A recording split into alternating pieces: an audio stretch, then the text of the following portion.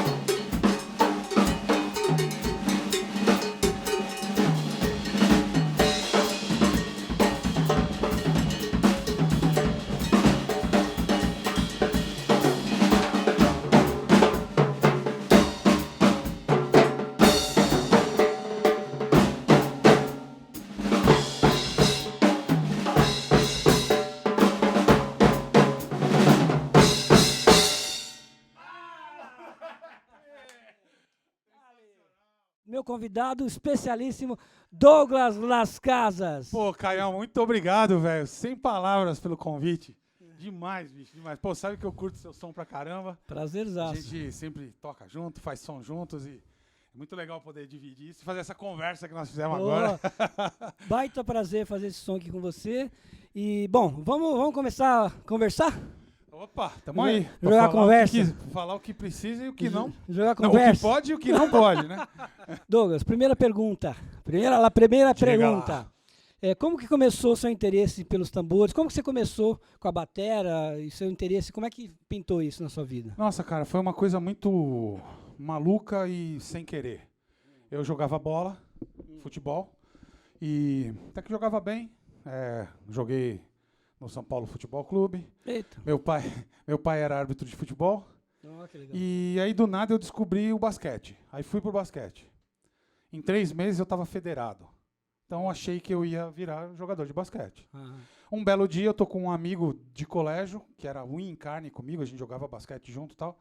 Na casa dele, eu sentado numa bicicleta ergométrica, uma TV aqui em cima, assim, e ele sentado num sofá, e tava passando o show do Queen. E ele virou pra mim e falou assim, pô, a gente podia tocar que nem eles, né? Aí eu falei, podia. Aí ele falou, então, eu vou tocar batera, que nem o Roger Taylor. Aí eu falei, tá bom, então, vou tocar guitarra que nem o Brian May. Passado 3 dias, ele me ligou e falou, pô, você sabe que eu moro no 3º andar do prédio, meu pai é síndico, ele não vai deixar eu tocar batera de jeito nenhum. Nunca, né?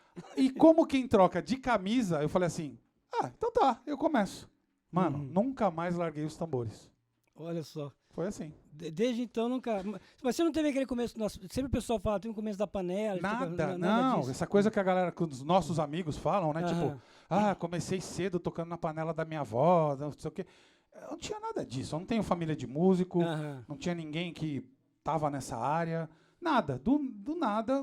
E esses caras que começaram a tocar comigo, nenhum deles continuaram. Olha que, Que louco, que né? louco, né? É assim, essa coisa, talvez os tambores tenham me escolhido em vez de eu escolher Eu eles. acho que sempre é isso. Então, só aí continuando, aí desculpa. eu fui estudar num conservatório na Penha, e eu não tocava nada, mas foi muito louco, porque assim, eu ia também, eu tinha uma facilidade muito grande para física, não educação física, física mesmo, matéria física.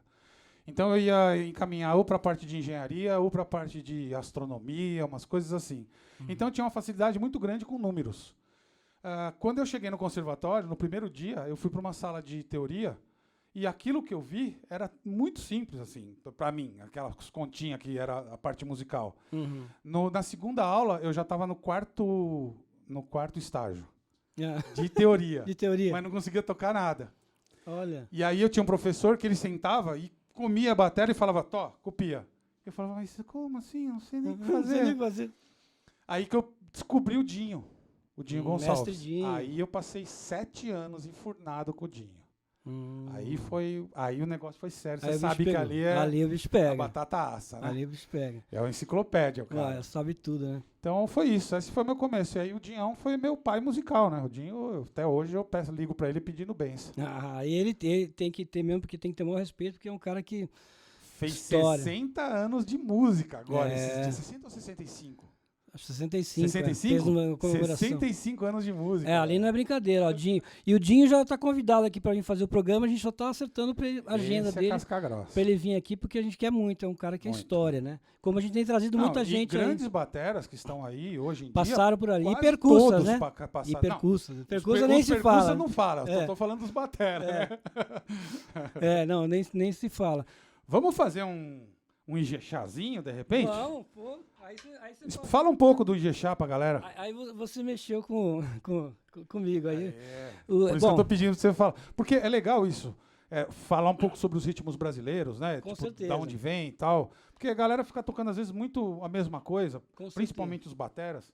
E por isso que eu falei aquela hora, pesquise os percussionistas. É, Troque ideias com importantíssimo. os percussos. Importantíssimo. Então fala aí sobre o Ijexá pra nós. Então eu vou falar um pouquinho sobre o Ijexá rapidamente. Ele, a princípio, é um ritmo sagrado. Ijexá é o nome de um rio na Nigéria também. E ele faz parte de um ritual afro-brasileiro, do candomblé. E ele é uma saudação aos orixás Oxalá, que aliás é meu pai, e a Oxum, mamãe Oxum, que é das águas. Então esse ritmo de Ijexá, ele é desses dois orixás principalmente, né? também é chamado de Ijexá. Muita gente chama o Ijexá de afoxé. E aí tem gente que fala errado, tal, mas assim, por que as pessoas chamam de afoxé? Porque existe a manifestação do afoxé. O Afoxé Filhos de Gandhi foi o grupo da Bahia que manifestou mais esse ritmo do Ijexá e popularizou depois Caetano, Gilberto Gil. Então muita gente, já vi até o próprio Gilberto Gil, vamos tocar o Ijexá. É um bloco, né? O Ijexá seria a manifestação, né? E o ritmo, desculpa, o afoxé seria a manifestação e o Ijexá o ritmo em si. Não é errado falar afoxé, mas o ritmo é o Ijexá. Tá? Que fique bem claro. Às vezes, só para ficar bem fácil, eu falo normalmente que afoxé é o bloco, que é como se fosse esse grupo de manifestação. E Ijexá é o ritmo. É o ritmo, exatamente. Tocado pelo bloco afoxé. É isso. Só para a gente ter um relativo, e depois a gente vai falar sobre isso também, da gente fala da salsa, quando a gente fala salsa, também é um nome... Eu posso dizer genérico, talvez? É um nome genérico para vários ritmos de Cuba. O ritmo original seria o som, e a partir do som, o nome salsa também foi criado lá em Nova York, não foi criado em Cuba, por porto-riquenhos. Foi uma forma de designar todos aqueles ritmos, compilar aqueles ritmos latinos, assim como a gente tem aqui a lambada, por exemplo, que não é um ritmo, na verdade, também. Mistura o zouk, mistura alguma soca, alguns ritmos das Antilhas também. Então, a salsa seria mais ou menos como o afoxé que a gente fala aqui. E às vezes a gente usa o termo salsa. Então, só para exemplificar para a galera.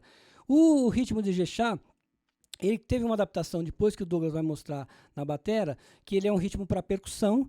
Esse toque é feito na percussão com 3 tambores. Eu vou mostrar o leitmotiv dele, o motivo dele, que seria o primeiro tambor, que é o toque mesmo do Ijexá, e aí tem os outros 2 que nós não vamos mexer agora, porque aí já entra no sagrado e não vem ao caso. Vamos brincar um pouco meio... Eu pensei em fazer tipo um Ijexá jazz, sabe? Ótima ideia. Então ele começa assim, ó, só pra a gente vai ter 2 padrões de percussão, e aí depois seria legal você mostrar se o padrão de bateria que você faz uma onda muito legal de Ijexá.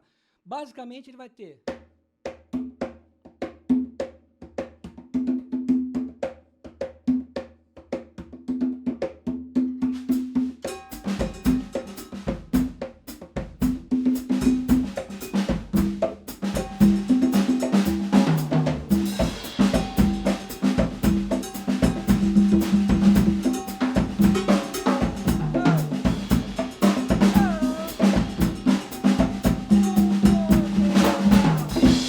Então aqui a gente já partiu para a briga, fizemos uma onda. Nós vamos ter aqui também um toque que é o toque do agogô, né?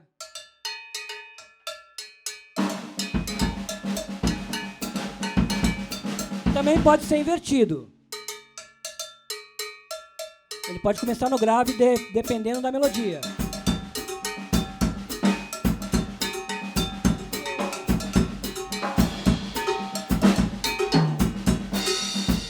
Legal. E aí, agora, começa a confusão com Douglas Las Casas. Eu só queria deixar claro que muitas vezes eu vejo as pessoas... A confusão no bom sentido, né? Sim, sim. Que a gente gosta eu vejo as pessoas vendo as divisões nos livros, e aí elas vão tocar, e aí fica tocando aquilo. A sacada que eu tentei fazer é descobrir qual que é a base, ou seja, o que os pés fazem, as linhas graves, e simplesmente a parte de cima, que seriam as mãos, fazer toda essa adaptação da linguagem dos agudos. Então, a ideia não é ficar fazendo essa divisão. A divisão. É exatamente criar uma improvisação em cima disso. Legal. Porque essa divisão está em tudo que é método de Ijexá. Sim. E aí fica todo mundo tocando igual, do mesmo coisa, jeito, achando que é só aquela divisãozinha. Então, precisa tomar cuidado com isso na hora de passar para a linguagem, passar para o instrumento, para não ficar, tipo, fazer o groove virar exercício. Legal, entendeu? Muito então, legal. É o que a gente vai tentar fazer agora, é exatamente brincar então, com isso. Então, eu quero aproveitar que você falou isso. O Douglas tem uma linguagem muito pessoal, do jeito dele tocar samba, do jeito dele tocar os ritmos. E eu queria te fazer uma pergunta, então, que é o seguinte. A gente falou de Ijexá. Como que você começa a pensar a respeito disso? Então, aqui eu fiz o padrão básico de conga, de atabaque, aqui nas congas, e o agogô, e aí você senta na batera. E aí você vai pensar logo tum-dum, tum-dum, aquele padrão básico. De onde você parte para chegar nesse som que você chega de batera? Ok. Bom, a primeira coisa é essa base. Esse groove, esse bumbo. Ele está inserido sempre em algum lugar, né? Isso, esse bumbo como se fosse o segundo tempo na colcheia, né? Então, dum, dum, dum, dum, dum. Esse é o padrão do Ijexá. o padrão do cowbell, que você já fez. E uma coisa que eu acho que faz com que fique um pouco mais solto é colocar o chimbal no contratempo e não na cabeça do tempo como todo mundo faz. Então, de cara, o groove já fica assim, ó. 1, 2, 3, 4. 1, 2, 3, 4.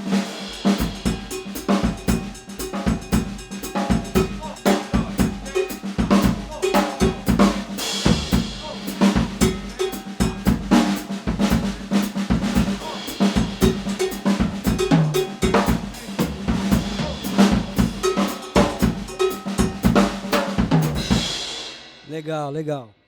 Então, eu tive que estudar muito essa independência, aonde eu possa fazer qualquer coisa com as minhas mãos, mantendo esse ostinato no pé. Legal. Essa foi a minha primeira ideia e é onde eu trabalho em cima disso. Legal. Então aí um toque... E só pegando um outro gancho, isso, particularmente, eu trabalho para tudo. Para o maracatu, para o baião, para a folia de reis, para o samba, para o partido alto. Sempre pensar nessa base do pé, e trabalhando as mãos. E sempre pensando nessa coisa que eu chamo de kizumba. Todos os ritmos brasileiros têm essa coisa do... Põe um jexá em cima disso. Põe um baião. 3, 4. Vamos pôr um samba. 3, 4. Tudo tem essa kizumba. Então eu pensei sempre nisso, essa coisa de esse padrão de semicolcheia, essa coisa cheia nas mãos e o pé fazendo essas divisões de cada ritmo. Legal. Vamos mostrar então o jexá agora a valer, hein? Vocês já viram a ideia, agora vamos para valer.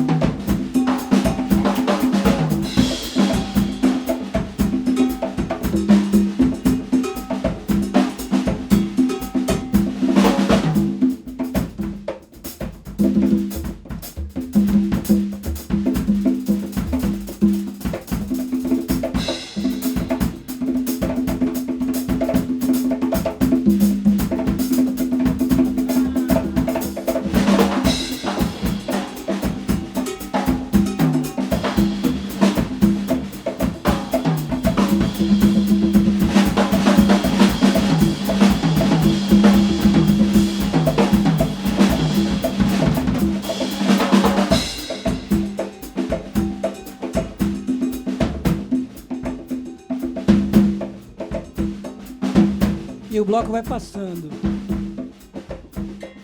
Vai passando. Vai passando. Aonde vai papai Oxô? Vou depressa por aí. Vou fazer minha folia com os filhos de Gandhi. E a nossa turma é alinhada. Sai no meu bloco pra fazer a patusca. E mori mori o babá, baba o quilo shijuku. E mori mori o babá, baba o quilo shijuku.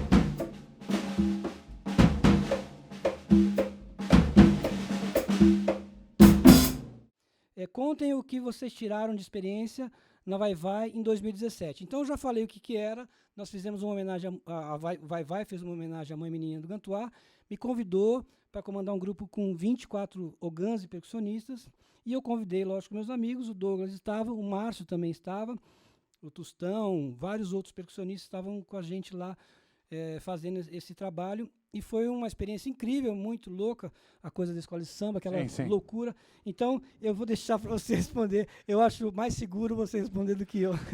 Eu sempre tive... eu nunca tinha saído numa escola de samba. Então, essa foi a primeira vez que você me convidou. Eu falei, pô, oportunidade única para sair. E eu sempre via pela TV. E essa coisa da condução da mão direita, essa coisa da kizumba que eu falei, eu ouvia isso na TV. Esse... Quando eu cheguei na escola de samba, eu não ouvia mais isso. Porque eu comecei a ouvir os instrumentos separadamente, porque eu estava ao lado de cada um. No meio, né? Aliás, a gente estava no meio. Os caras do surdo, dos contra-surdo, estavam tudo atrás da gente ali. Então, o que foi a experiência maior foi poder ouvir cada instrumento separadamente na hora que eu quisesse. A posição que eu estivesse, eu escutava mais os tamborins, escutava mais os chocalhos, escutava mais o surdo de corte, o surdo de primeira, o surdo de segunda. Isso foi muito legal. E uma outra coisa também muito bacana foi que nos intervalos dos ensaios, a galera tudo dispersava, né? Ia tomar um negócio e tal. Eu ficava ali no meio dos caras, falava, me ensina essa levada de caixa. As caixas, né? Me ensina esse surdo aí, me ensina não sei o quê. Então, isso foi muito bacana, assim. A experiência de sair na avenida foi muito louca, porque começou, quando eu vi, acabou. Tipo... Uma hora... E eu doente, né, cara? Eu tinha saído do hospital tomando soro, fui pra avenida, falei, se eu não aguentar, vocês continuam e me tiram pra fora. Então, eu senti um pouco mais, porque foi pesado pra mim fazer, né? Mas uma coisa que você comentou, no meio da avenida comigo, eu não sei se você vai lembrar disso, que ficou bem na minha cabeça, ou quando a gente estava no meio do desfile, você falou assim, cara, sabe o que é mais louco? Que a gente, quando está no palco, a gente tem uma plateia na frente, a gente toca, termina de tocar, sai do palco. Aqui, a plateia vai passando, né? Então, vai passando na arquibancada, as pessoas estão paradas e a gente está andando.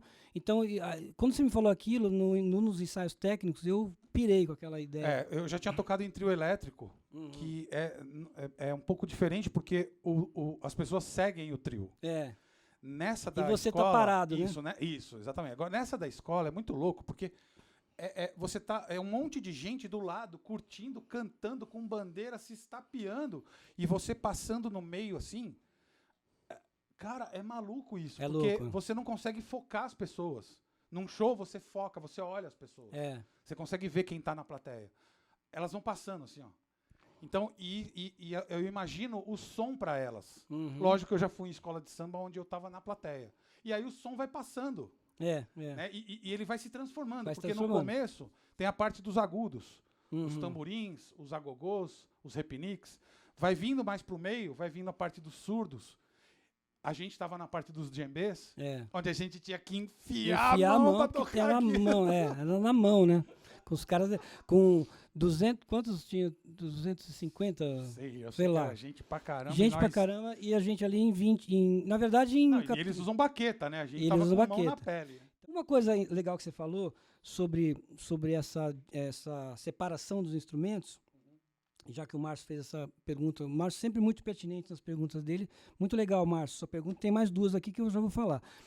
Mas uma coisa interessante que você falou com relação a essa kizumba que você falou antes e com relação à própria escola de samba, é que tem uma coisa interessante sobre o surdo, né? O surdo foi criado pelo Bide, o Alcebiades, que era parceiro do Marçal, dos avós do Marçal, do Marçalzinho, né? Que Marçalzinho já está convidado para vir aqui, deve vir fazer aqui a nossa live qualquer hora dessa.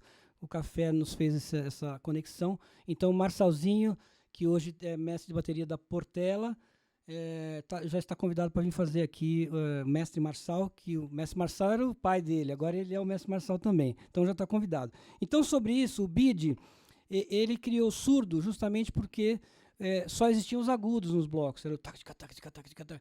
Isso é uma coisa curiosa que eu comecei a perceber, o porquê o gringo ele dança de um jeito engraçado. Ele sempre que vai dançar, ele dança assim, né? Ele parece um bonequinho. Por quê? Porque ele está ouvindo os agudos. E os surdos vieram justamente para fazer pum, pum, pum, que é o heartbeat, né? Que é para fazer essa marcação para você entender onde está. E aí você vai dançar aqui ou você vai dobrar isso. Então, sobre isso que você falou, tem tudo a ver essa criação do Bide, do Alcebiades, do surdo, lá dos idos de, se não me engano, 30, 40, me corrija se tiver algum sambista. E que esse é chamado surdo de primeira, né? O surdo. 1930, o Vinas acabou de me mostrar um trezinho ali. Então, 1930 foi criado pelo Alcebiades, ou chamado de Bide, o surdo, para justamente dar essa marcação e colocar as pessoas no chão para elas poderem entender o que estava acontecendo. Então, tem a ver com essa kizumba que você falou. Então, toda vez que eu vou para os Estados Unidos, assim, que eu acabo dando aula ou fazendo workshop, alguma coisa, eu tenho que explicar essa coisa do grave. Porque a tendência que o grave do samba, no caso, o tempo mais forte é o segundo tempo. E eles sentem isso muito como o primeiro tempo, porque o pop é sempre no downbeat. Downbeat para eles é o primeiro e terceiro tempo. Backbeat é o segundo e quarto tempo. Então eles sentirem uma nota grave no backbeat, que seria o segundo e quarto tempo, é uma loucura para eles. Então tem que explicar que esse isso é o segundo tempo. Então essa... Para eles é bem complexo isso, né? Exatamente. Entender. O Caio Bartolomeu falou, Douglas, fala os tipos de técnica que você usa para tocar samba rápido. Aí você pode me falar também sobre Shaker Hand, esse apelido aí. Então vou começar pelo Shaker Hand. Eu fui para os Estados Unidos há um monte de anos atrás e tem um bar lá que toda segunda-feira tem uma jam. E tem um cara que coordena essa jam. E eu fui a primeira vez para ver como que era, a segunda fui para criar uma estratégia, e na terceira ele me convidou para tocar. E a regra da jam é o seguinte, você sobe, toca uma música, no máximo duas e sai fora. Beleza. Aí me chamou para tocar. Aí tem uma coisa engraçada até. Legal você falar dessa regra aí, que ela cabe aqui também, viu? Canja, uma música, duas no máximo, galera. Só se for convidado para fazer mais uma. Senão Então, 18, o set inteiro, né? Tenho dito, valeu o toque.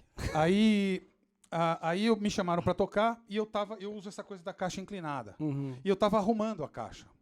Nisso que eu estou arrumando a caixa, os outros músicos já sentaram e começaram a se conversar o que iam tocar. Outros caras de canja também. E de repente eu escuto o pianista chamar Footprints, que é uma música do Wayne Shorter, que é um 6x8, que ele chamou assim. Quando eu ouvi isso, tão lento desse jeito, eu falei, cara, é a primeira música que eu tô tocando aqui. Eu vou me ferrar.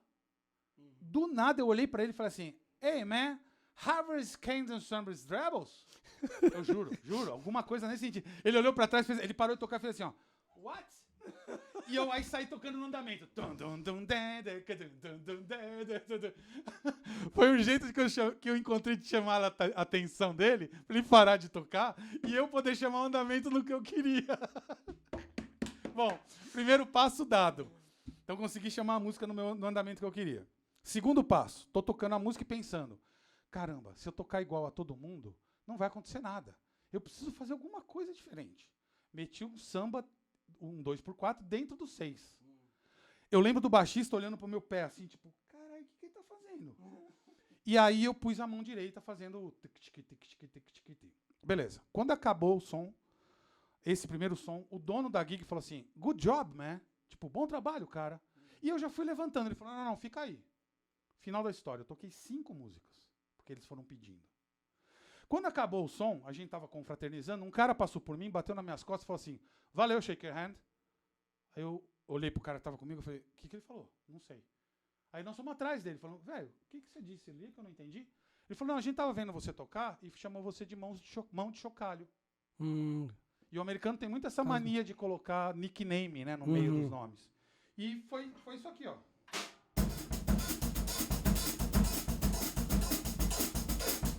Essa condução, que é a kizumba que eu falo, quando eu coloquei isso dentro do 6, imagina o 6 assim, ó. 1, 2, 3, 4, 5, 6, 1, 2, 3, 4, 1, 2, 3, 4, 5, 6, 1, 2, 3, 4, 5, 6, 1, 2, 3, 4, 5, 6, 1, 2, 3, 4, 5, 6, 1. Mano, o baixista ficava olhando e essa foi a minha estratégia. Aí, nesse dia, eu ganhei o apelido do Shaker Hand e fui convidado para voltar num outro ano para tocar na gig principal, não na jam.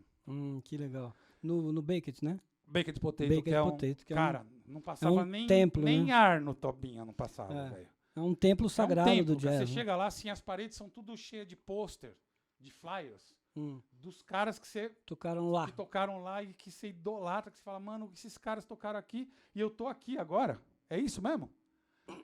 Então mas foi muito legal, assim, o respeito, cara, o lance de você tocar um pouco diferente, sabe? De mostrar. Mas aí depois, seguindo, o Caio falou sobre o Caio Bartolomeu. Sobre a técnica do samba. Tipo de técnica que você usa. São duas, basicamente. Você acha que eu te cortei ou não? Não. Não? Não. Eu chamo de gangorra, essa condução. E são 2 tipos de gangorra, na horizontal e na vertical. Então, na vertical, na horizontal. Então, vertical, horizontal. Pronto, é isso daí, isso rápido. E com o chimbal abrindo... Você mescla as duas quando tá tocando Isso. ou uma ou outra? Não, mescla as duas. E o chimbal não abre com o pé, abre com a perna. Tanto que a frase que eu falo mais lá é tipo, no foot, legs. Tipo, não pé, perna. Que é pra fazer essa kizumba. 3, 4. 1, 2, 3, 4. 1, 2, 3, 4. 1, 2. Esse... Que é aquilo que eu falei que eu ouvia na TV, lembra? Esse... Eu fui atrás disso. Falem pra gente falar sobre a responsabilidade de serem inspirações para tantos músicos. Eu vou... Posso começar? Pode. Cara, eu tava falando isso outro dia, cara. Eu tô com uma equipe onde a gente está fazendo produções diárias de vídeos na internet, no Instagram, no YouTube, vídeos de 1 minuto. Todo dia, às 8 horas da noite, é lançado um vídeo. E as pessoas às vezes falam isso, e eu não tenho essa noção. É mais ou menos como quando eu vou para os Estados Unidos e converso com um cara como o Peter Erskine. Às vezes A ideia que ele me passa é que ele não tem essa noção de quem ele é.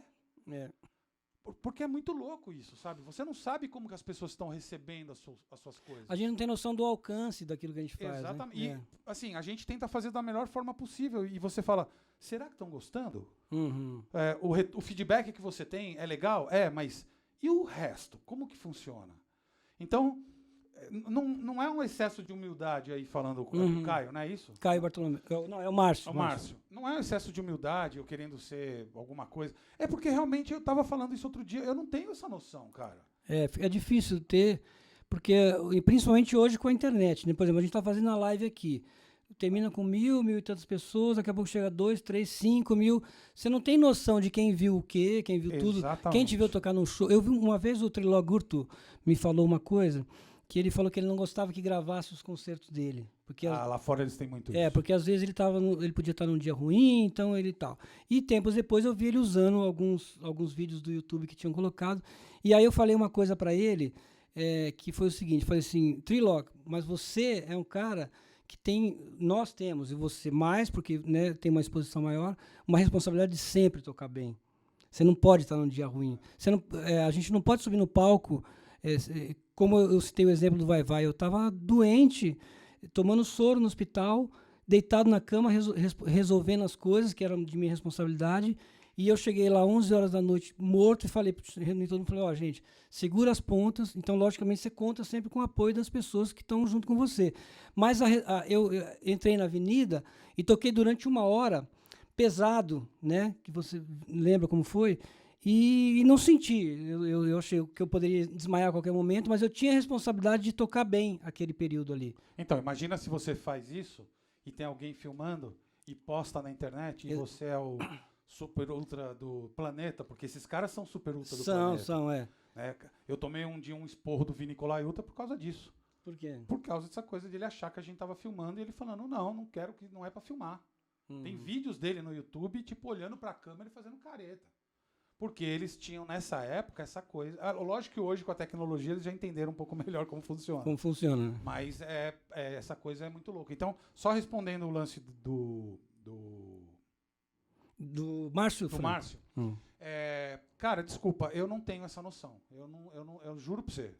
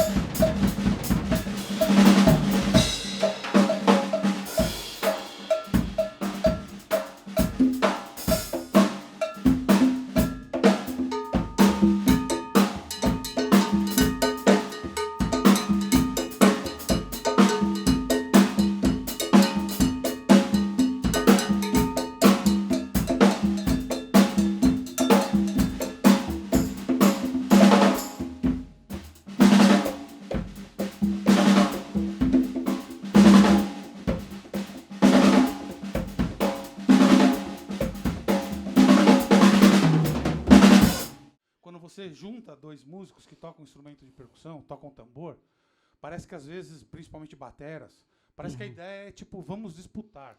Não, é. E eu acho que o lance é tipo, vamos conversar. Conversar, assim, é fazer a cama pro outro e também deitar ali, sabe, relaxar. E é legal tocar relaxado assim nesse sentido, e lógico, às vezes com desafio, porque com o Douglas a gente sempre tem um desafio, né? Porque você nunca sabe para onde ele vai. É o que eu ia falar agora, porque o pode tudo, né? É. Pode tudo, a gente pode ir para qualquer lugar. Eu falei para ele assim, ó, eu trouxe umas coisas aqui, então se você quiser ir para Cuba, nós vamos. Pro Egito, nós vamos para África. Aí eu falei assim, tô preparado, hein, vamos lá. Aí eu falei, haja visto para tudo isso, né? Então, assim, é muito legal, é muito legal fazer som. O Douglas é um parceiro de longa data, a gente toca sempre junto, a gente briga pra caramba, né? Discute o tempo inteiro sobre arranjos, sobre coisas, briga no bom sentido sempre, né? Sempre Não, muito acho saudável. que não encaixa a palavra briga, acho que é meio num processo de ensaio. É normal você sugerir uma coisa, eu sugerir outra, e a gente tentar descobrir o que vai ser feito. Qual que é o meio termo? E Mas isso eu acho- aconteceu no trampo que nós fizemos, de Latin, É. quando muitas vezes eu lembro de você virar para mim uma vez e falar assim, o que você está fazendo aí? E você estava cantando e tocando percussão. E eu falei para você, não importa o que eu estou fazendo, faça o que você quiser e eu vou atrás. Eu adapto, é. Se você estiver tocando cowbell, eu não vou tocar cowbell, eu vou para uma outra onda. Se você estiver tocando um tamborim, eu vou para uma outra coisa. Para não ficar os dois tocando a mesma coisa. Então eu deixei você livre e falei, faz o que você quiser E aí vai. e eu vou seguir Isso é legal que ele falou, porque é o seguinte, a percussão, normalmente ela vem depois, né, nesse caso. Ela é anterior, mas ela vem depois, sempre a banda já tem o batera e tal. E às vezes é muito difícil você se encaixar no som. O batera às vezes não dá espaço para você fazer, ou ele não compra junto com você. Ele faz aquilo que ele sempre faz e tal. Principalmente no meu caso, que eu canto e toco percussão, tem coisas que são assim, polirritmistas, tem coisas que são muito complexas de fazer. Sim. Tocar e cantar. E aí o batera sempre tem que dar essa cama, esse suporte para você tocar à vontade, né? Uma coisa quando eu estou tocando só percussão é uma coisa, e aí como você citou, quando eu estou cantando e tocando, aí a minha preocupação é maior, porque aí eu tenho que pensar, cara, será que aquilo que eu faço só tocando dá para fazer cantando também? Então é sempre uma adaptação. E eu costumo dizer que assim, a percussão, eu toco bateria e toco percussão. Eu tenho, para mim é muito mais comum, muita gente fala, putz, tocar bateria e cantar, meu... Cara, tocar bateria e cantar para mim é muito mais simples do que tocar percussão e cantar. Porque a bateria ela tá no chão, a percussão ela tá tudo suspenso. suspenso, ela tá flutuando ali. Então você tem que ter uma segurança muito grande do batera para você poder tocar à vontade. E pensando nisso foi o que eu falei para você, tipo, vai você. À vontade, Vai você muito, que eu não vou tirar o olho de você o show inteiro, para eu saber aonde você tá indo. E eu vou mudando as coisas no meio do caminho. vai sem adaptando, sem isso é muito legal. E eu só queria fazer um comentário ao contrário também. Eu gravei, às vezes as pessoas não sabem, mas eu gravei 3 discos do Angra. Na entrada do Aquiles, que foi o Rebirth, o Temple of Shadow e um outro, que eu não lembro agora o nome, eu gravei esses 3 discos de percussa. Eu lembro. E, cara, eu não sou percussionista, não tenho a mão de percussionista que vocês têm. E eu fiz essa pergunta para eles, tipo, qual o motivo de você me chamar para tocar percussa? Ele falou, porque você é batera. E eu quero um percussa que entenda o que eu faça para não me atropelar. Então, quando eu estava fazendo um groove em semicolcheia, por exemplo, num djembe, e o Aquiles punha os bumbos em cestina, eu tenho que entender isso e não posso continuar tocando semicolcheia, porque são 6/4. Vai dar uma bagunça total. Então, eu tinha que entender todo esse processo para fazer a adaptação. Então, é a mesma coisa que eu utilizei com você. Tipo, falei, vai e para onde você for, não tem problema. Deixa que eu vou me adaptando. E, cara, nós fizemos 3 shows, 4 shows, com alguns ensaios. Pô, foi muito legal. Quando chegou no terceiro, o show de Bauru que nós fizemos foi fantástico. Foi muito bacana. Vai crescendo e pegando essa onda. Então, esse entrosamento precisa. Por isso que eu falei no meio da live, eu falei, cuidado com essa coisa só de exercício de método, sabe? Principalmente essa coisa do brazuca, essa coisa do latim, do africano. Tomar cuidado com o que está escrito. Vai escutar. Ou então vai escutar a percussão, que nem o método do Duda. Pô, fez baseado em cima da percussão com as levadas de bateria. Pô, legal pra caramba. É muito legal, Muito então, legal. acho que Conheçam isso esse é um método. gancho bom. E é legal que os bateras estão buscando mais esse caminho agora da percussão, né? Cada vez mais, Sim. voltando às raízes. Você já falou com o seu processo para chegar nos ritmos, mas qual que é o seu processo de criação? E aí a gente vai mais fundo nisso. Pô, chegou no estúdio e alguns músicos que são mais sideman, vamos dizer assim, ou que sempre, o produtor fala, vou fazer isso, eu vou lá e faço. Eu sei que não é o seu caso, você é um cara extremamente criativo e traz muitas ideias para o som. Então, cabe muito bem essa pergunta para você. Qual é o seu processo de criação? Ok. Putz, legal pra caramba. E uma pergunta difícil. Bom, primeiro eu acho o seguinte, nós somos profissionais. Então, isso tem que estar na nossa cabeça. Muitas vezes eu não posso impor o meu som. Se um produtor me chama falando, eu quero que você faça isso, e eu sinto que eu posso opinar com alguma coisa, é legal. Se eu sinto que eu não posso opinar com alguma coisa, também é legal. É lógico que a ideia é que assim, a gente pratica tanto, a gente estuda tanto, a gente pesquisa tanto, para que eu possa te ajudar no seu som. Eu possa te dar opiniões que muitas vezes podem não servir, não tem problema. Sim. Mas eu acho que essa troca é muito legal. Essa junção da sua cabeça, que é o produtor de repente, com a minha cabeça. Então, eu preciso muito pensar nisso em termos do que você está querendo. É lógico que acontece muito das pessoas me chamarem para fazer isso, já sabendo que, de repente, eu posso contribuir com alguma coisa. Sim. Então, eu gosto disso quando a pessoa fala, cara, isso aqui é o arranjo, isso aqui é a levada que eu pensei, mas vê o que você pode ajudar. Né? Essa pergunta, quase parecida, eu fiz para o Jonathan Moffett, Sim. que é o Sugarfoot, que era o batera do Michael Jackson. Michael Jackson. Numa das minhas idas para NAMM, eu fiz essa pergunta para ele. Como que é o seu processo de criação? Como que funciona isso, né? E ele falou assim, que ele tem a total liberdade para fazer o que ele achar que tem que fazer a partir do momento que o produtor aprove. Então, é isso que eu achei muito legal lá fora. As pessoas não engessam as outras. Ela não te dá Deixa o cara... Exato, ela não te dá uma algema. Por isso que o som aqui fica muito pasteurizado, fica todo mundo tocando muito igual. Igual. Porque, por mais que o cara seja produtor, ele não é batera. Quem entende do que está acontecendo, quem entende o que vai poder fazer em termos técnicos, em termos de notas fantasmas, em termos de acentuações, sou eu. Então, se ele aceitar eu poder estar junto, legal pra caramba. E o Jonathan Moffett me falou isso. Falou, cara, eu tenho total liberdade para fazer o que eu achar que eu tenho que fazer.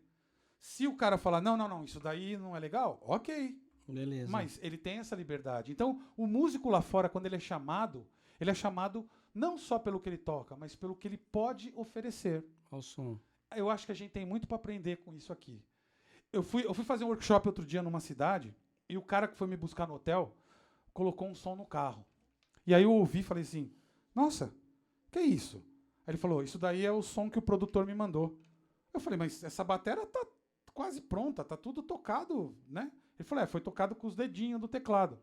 Eu falei, tá, mas pra que ele fez tanto isso? Aí ele tirou um papel e o cara quer que ele toque exatamente igual o que o cara fez. E um dos comentários foi, não, você tocou o Crash, não era o Crash, era o surdo. Eu falo, mano, deixa tocar, cara, deixa o cara pôr a onda dele, deixa o cara pôr a cara dele. Se eu chamo o Caio, eu quero que venha o Caio, eu não quero que venha o José. Eu quero que o Caio ponha a digital dele. Se você chama o Las Casas, eu acho que você quer que seja eu. Se você chama um outro cara, grandes amigos que nós temos, eu acho que você quer que seja o cara. Sim. Por isso que ele tem já um nome no mercado, por isso que ele já tem a digital dele, por isso que ele já tem o som dele. Então, eu acho que o brasileiro ainda tem muito para aprender com esse tipo de coisa, com essas produções, para entender como que funciona essa coisa de agregar. Muito legal. Produtores, olha aí, ó, um belo toque do Las Casas aqui.